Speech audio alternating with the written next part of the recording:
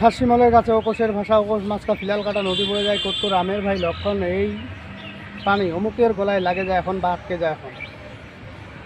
তো বন্ধুরা বুঝতে পারছেন আজকে যে মন্ত্রটি দিব এই মন্ত্রটি হলো শত্রুর গলায় পানি আটকানোর একটি বিদ্যা, আর এই বিদ্যাটি কয়েক রকম কাজে লাগানো যায়।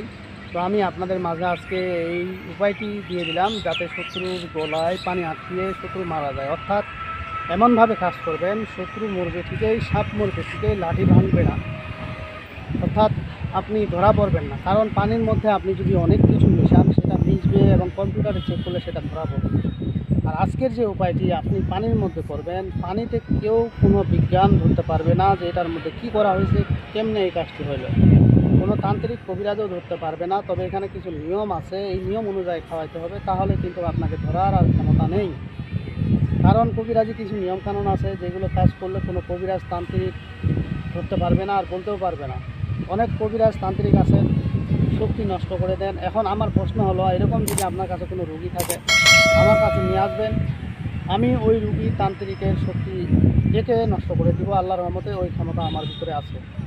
তবে এগুলো করতে হয় না, কেননা আপনি যেমন ভালো করতে যাচ্ছেন ঠিক একজন তান্ত্রিক খারাপ কাজটির জন্য ভালো করতে গিয়ে আরেকজন তান্ত্রিকের শক্তি নষ্ট করে দিতেছে।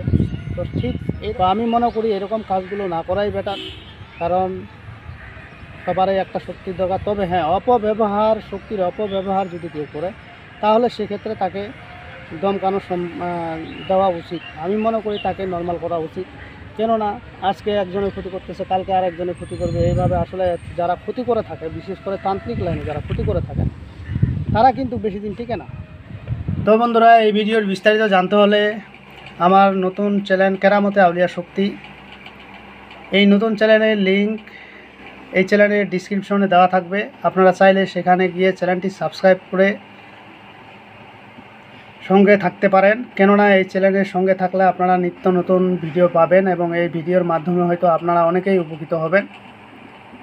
তো যাদের ভালো লাগবে তারা সাবস্ক্রাইব করবে না, যাদের ভালো লাগবে না তারা তো সাবস্ক্রাইব করবেন না, এটা জানি। তবে যারা সাবস্ক্রাইব করবেন না তারা আমার ভিডিও থেকে কোনো সময় আমার কাছ থেকে দোয়া পাবেন না এবং আপনারা উপকৃতও হতে পারবেন না, কেননা আমি আপনাদেরকে কষ্ট করে ভিডিও দিচ্ছি।